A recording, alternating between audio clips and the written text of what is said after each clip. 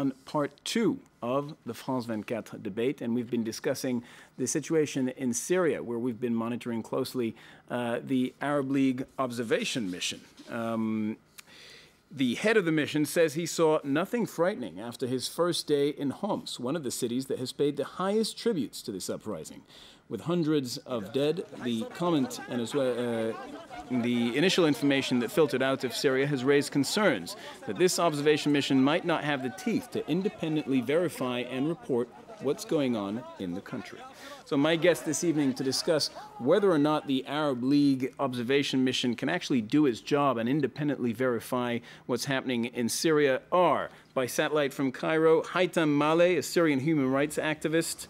By Skype connection from Alvdal in Norway, Mr. Ole Solvang. You're an emergencies researcher for Human Rights Watch, and you worked on the report that was released by your organization in mid-December. We also have with us on set Melissa Bell, France 24 International Affairs editor, and Mr. Walid Fares by Skype from Washington. Walid, you're a professor for the National Defense University in Washington. Now, just before the break, we were speaking with Melissa, and the question I'd like to ask you is, does the identity, does the personality of the head of this observation mission not raise some concern? Much has been made about it, as you'd expect. Of course, having been the head of intelligence for Khartoum for so many years, a country that, after all, still has Sudan at its head, a man who is wanted by the International Criminal Court. Clearly, he's an easy target. Lieutenant General Mustafa Al-Dabi. Al-Dabi, indeed. And much has been made of this. Much has been made, of course, of his initial remarks, which many suggest don't go far enough to explaining what's going on. But in fact, he is at the head of a team which will number 150 people by January. He's one of many. It is a team sent by the Arab League, and that's exceptionally important. The step that the Arab League has taken is extraordinary. Syria was, after all, one of its 7 founding members, very much one of its pillars. What it chose to do in November by throwing it out, and now by insisting on this peace plan and by sending observers in, is an incredibly bold step. It's bold by the standards that the Arab League has set, but there are also those who say that Sudan, until recently, was actually an ally of Syria, who say that the head of the observation mission, as we've commented, is not the best place to observe this kind of thing. Do you think the Arab League really has it in its DNA to do this kind of thing? It was so toothless for so long that you're right, almost any step away from that will no doubt be exaggerated. But the importance of the Arab League on unblocking the situation at the Security Council over Libya can't be understated. The extent to which they've sought to get their act together and act boldly is impressive by any standards. They've certainly achieved more than the United Nations have on Syria so far. And if the monitors go ahead and do their job, and as I was saying a little earlier, there are so many parts to this plan on which Damascus can be seen to be failing by those criteria. Withdraw, the main points are withdrawing the military apparatus from residential areas, so withdraw the tanks, releasing end all the violence, political prisoners. We're talking about 14,000 people, according to the United Nations figures. So it would be, even those would be extraordinary steps. And allowing, of course, not just monitors in, and by the way, but they journalists. announced today that they were releasing 755 prisoners. Now, of course, this pales in comparison to the number of prisoners that the UN estimates. But they have made some kind of gesture. It's also something that they've done before over the course of the last few months. Whenever they've made noises about ending the repression, they've also allowed prisoners out, and almost immediately afterwards continued the repression with all the greater enthusiasm. So I don't think you can read too much into it, particularly because the figures are so small. Mm-hmm. But inside the regime, of course, the view of what's going on will be very different to how it is to us. There'll be a delusional quality to how to what they see in their own steps and how they measure the reaction of the rest of the world. And I think that's what we can read into this release and what's been made about it on Syrian state television. But in the end, if the observers find, and we saw Mustafa Al-Dabi hearing from people, they're seeing the bodies, they're hearing from the people. At some point, journalists, according to the plan, need to be allowed in. And if any of those things don't happen, then the Arab League will have no choice but to say that Damascus is not kept with the plan, and then to request from the Security Council that something be done. And that could prove decisive in both China and Russia's attitude. Let's hear what the Syria's top opposition leader had to say just at the beginning of the week, Burhan Khalioun. He was calling on the Arab League already, even before the observers began their mission, to bring this to the United Nations. We ask the Arab leaders who designed this plan to intervene to make the Syrian regime stop this massacre. We also ask the United Nations, the Secretary General of the United Nations, and the European leaders to intervene, like France did, and say, this tragedy must end.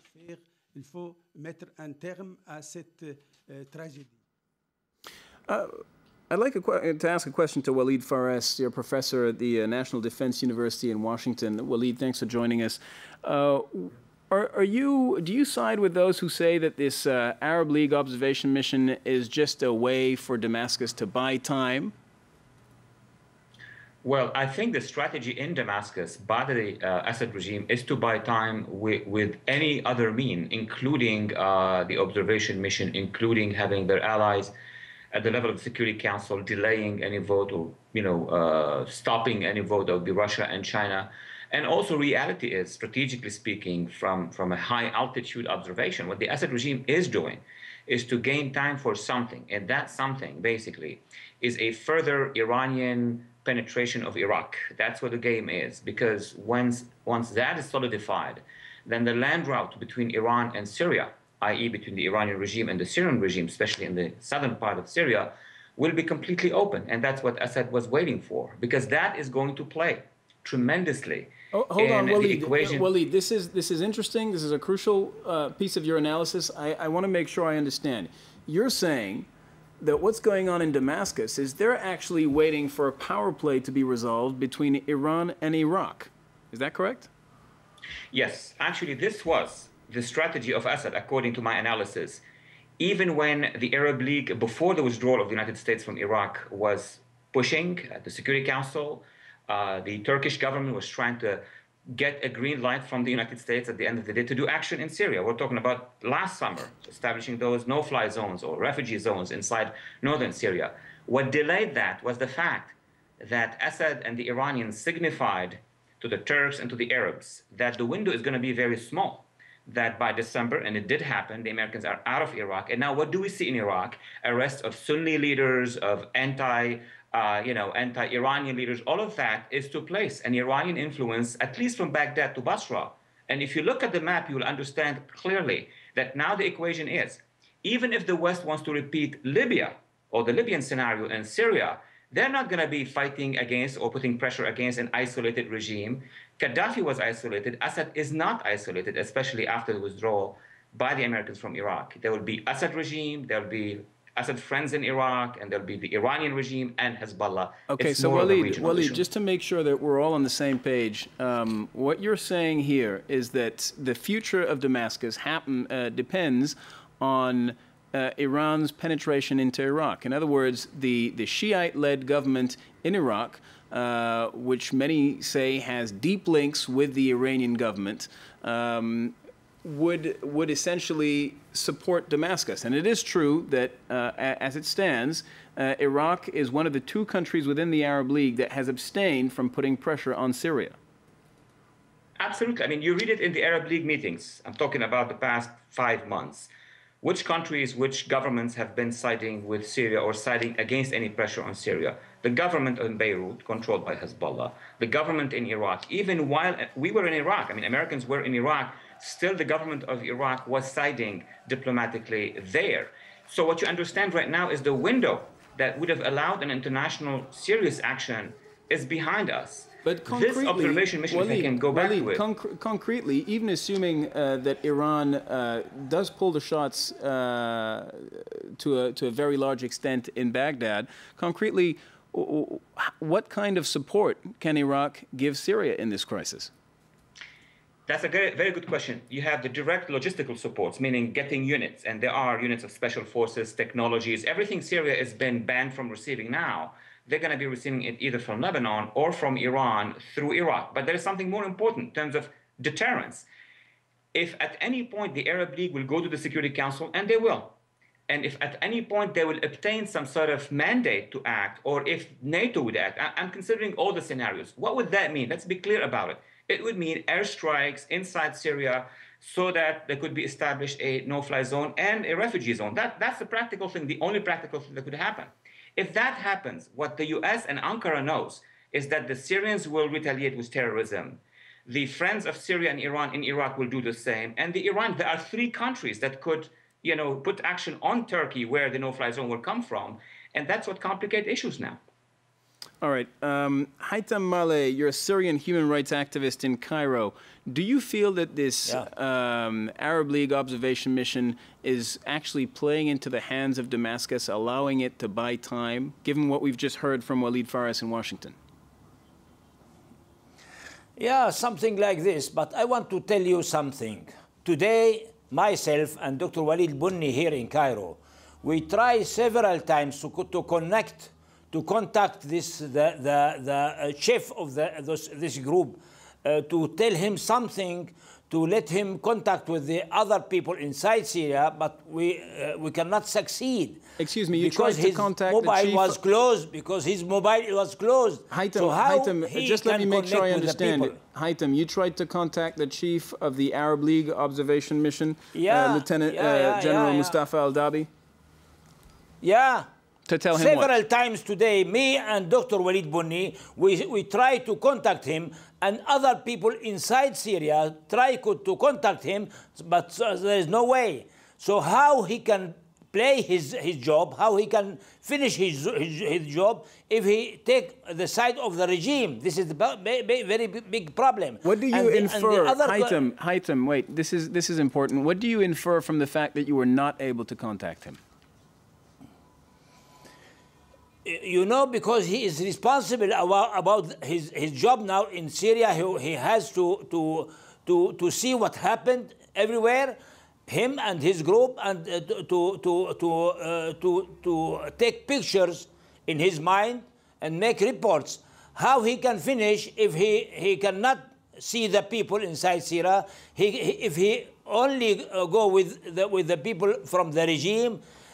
In Homs, he was with him, a general from security service, and I saw when someone pull a person try to speak to this to Mustafa, this Sudanian person, how he can finish his job in good way, in good time, in quick, but maybe he go to not to direct places, not to correct places, because he go with the regime, with the people from the side of the regime, and he do not play, him and his staff do not meet the people in the street. How he can finish his job perfectly and correct. So you're saying it's impossible. You're saying the Arab League Observers Mission is not taking your calls, not taking your indications as to where they should go, who they should speak to, what they need to see if they want to get the truth of what's happening in Syria. Okay. Ole Solvang in Norway, you're a researcher for Human Rights Watch. Does your organization have any links with, any contacts currently with the people who are on the ground right now? What is your assessment of the job they're doing? I mean, do you share this assessment by Haitham Maleh that they're essentially doing what they're told to do by the regime? Well, again, I think as we discussed a little bit earlier, I think it is early to tell. I think we have serious concern about how whether it is actually possible to conduct the work, the investigations on the ground. It is important that they get that the observer mission gets fully staffed, that they get the resources that they need. But most importantly, they need to be transparent in the way that they work to make sure that that everybody else have faith in what they're doing. And I think this debate shows perhaps that there needs to be a lot of transparency about what they're doing going forward. And secondly, it is very important that the observer mission has the integrity needed, that they have the objectivity, and that, you know, if they are prevented from doing their work by the Syrian authorities, that they have courage enough to stand up and say that. And if it is if it is the case that they're being prevented, that they will then go back to the Arab League and with those findings, and that the Arab League will then act on what it has said it will do, mainly to refer it to the Security Council for further discussion and further action there. And of course, I don't think anybody is talking about a military intervention, but there are many, many steps, many measures that the Security Council could do short of that to put real pressure on the Syrian authorities. Back to Walid Fares in Washington. Walid, you seem to be suggesting in some of your earlier comments that this is just a sideshow, what's going on, this observation mission. Well, look, I mean, in the human rights context, this is the central show. I mean, this is the best that one could get, a monitoring team that would go inside Syria under this regime and be allowed to begin to gather information. That's very important. And indeed, if the human rights community worldwide is very serious and capable, it will get that to the various organizations. And at least the United States, I can speak on behalf of that, and I'm sure the French and the others would raise the issue at the Security Council. But remember, everything goes up to the Security Council, and it's the discussions there that are going to make things possible. Meaning, if there are additional sanctions put on the heads of the regime, how far will the Assad regime feel those sanctions is something that we cannot measure. So I agree with the gentleman from Oslo that this is a very good track that needs to be done to the end. My point, and you have translated it in probably in different wording, is that knowing what I know about the Syrian regime and how the Iranians are coming and Hezbollah are coming to support them, I don't think human rights sanctions on them will work at this point in time, unfortunately. But you seem to be suggesting that I guess my question is this. The issue of what's going on in Syria will not get to the United Nations Security Council if the Arab League observation mission decides to, well, observes that everything is going fine in Syria and that Syria is respecting its commitments to end the violence. So this might never get to the Security Council. It may not get to the Security Council. Actually, one of the moves by the regime, it's called absorption. They would accept the observation, units to go in because they have pre-negotiated this with the Secretary General of the League. I mean, these things have been already negotiated to what span, to what limit the observation mission will go. It's sad to say it in international relations, but Assad wouldn't have accepted even a delegation to come if he didn't know how far they will go. But there is a risk. As your colleagues have mentioned, the risk is with the amount, the extraordinary amount of information coming, this could, through YouTube, this could get to the Security Council by itself. Okay, Walid Fares, thank you very much. And that was the final word in the France 24 debate this evening. Obviously, we'll continue to follow this issue very closely and to follow the mission of the Arab League observation team in Syria on the ground. Thank you very much for watching France 24. Bye-bye.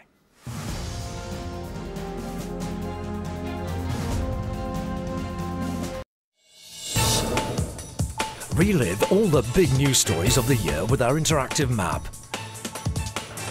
The Arab Spring, Osama bin Laden's death, the Fukushima disaster, the Strauss-Kahn case, the debt crisis in Europe, the trial of Ivory Coast Laurent Gbagbo, the floods in Australia and Thailand. The year 2011 in review, a joint France 24, RFI, MCD production. Don't miss it, it's on France24.com.